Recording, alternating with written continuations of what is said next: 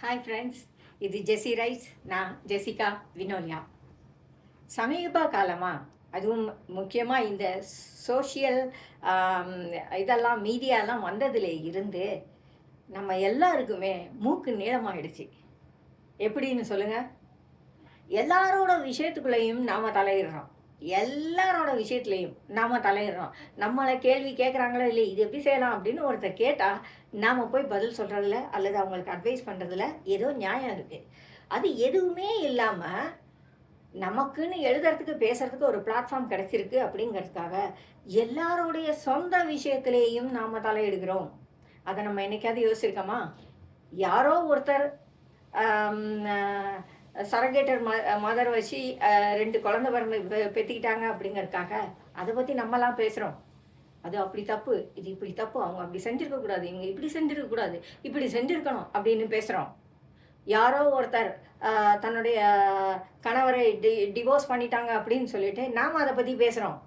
எவ்வளோ இது பற்றியா, எப்படி பண்ணிட்டாங்க பாரு, இவங்களுக்கு வேலையே இதான் அப்படின்னு நம்ம பேசுகிறோம்.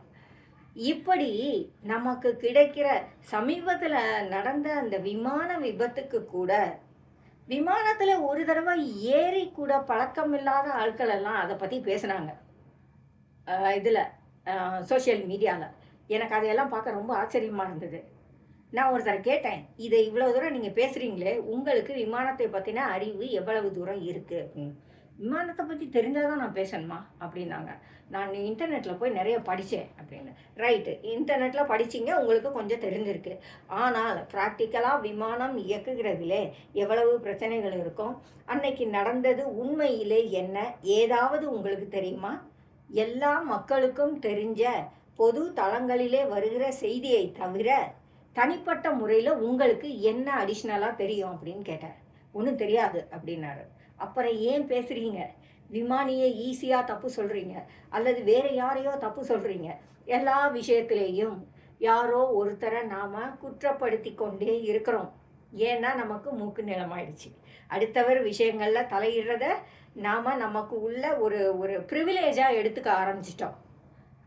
அப்போ அதே மாதிரி நம்ம வீட்டை தட்டி, என்ன சார் இன்றைக்கி உங்கள் வீட்டில் சண்டையா, பெருசாக சத்தம் கேடுச்சே, நீங்கள் என்ன பண்ணலான்னா இப்படி பண்ணலாம் அப்படின்னு ஒருத்தர் சொன்னார்னு வைங்க, நீங்கள் என்ன பண்ணுவீங்க?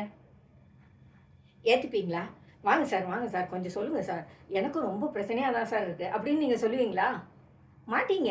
உடனே என்ன பண்ணுங்க, யோ என் வீட்டில் எதாவது நடந்தால் உனக்கு என்ன, வேலையை பார்த்துட்டு போ சொல்லுவீங்களா? இப்படி இருக்கும்போது செலிப்ரிட்டிஸ் லைஃப்பில் என்ன நடக்குது அல்லது நமக்கு சம்மந்தமே இல்லாத ஒரு விஷயத்தில் என்ன நடக்குது அப்படின்னு முழு தகவலும் தெரியாமல் நாம் ஏன் அதை விவாதிக்கணும்? ஏன் அடுத்தவங்க வாழ்க்கைக்குள்ளே தலையிடணும்? அதுக்கு நமக்கு யார் உரிமை கொடுத்தா? அதையெல்லாம் கொஞ்சம் யோசிக்கலாம் இல்லையா? எப்போவுமே நமக்கு தேவையில்லாத விஷயங்களை நாம் பேச வேண்டாம். இந்த மாதிரி பேசுகிறதுனால மேலே மேலே இதை பற்றி ஒரு தேவையற்ற விவாதங்கள் வளர்ந்துக்கிட்டே போகுமே ஒழிய உண்மையை விட்டு நாம் ரொம்ப தூரம் போய்கிட்டே இருப்போம். அது வேண்டாம், அதை நம்ம அவாய்ட் பண்ணுவோம். எது தேவையோ அதை பற்றி மட்டும் பேசுவோம். எது நமக்கு 100% உண்மைன்னு தேவையோ அதை வெளியே சொல்ல வேண்டிய கட்டாயம் இருந்தால் மட்டும் அதை பற்றி பேசுவோம். இல்லையானா நமக்கு தெரிஞ்ச எல்லாத்தையும் பேசணும்னு அவசியமே இல்லை. தெரிஞ்சதையே பேச வேண்டிய அவசியம் இல்லைங்கும்போது தெரியாததை ஏன் பேசணும்? ஆகையினால நம்ம வேலையை நம்ம பார்ப்போம்.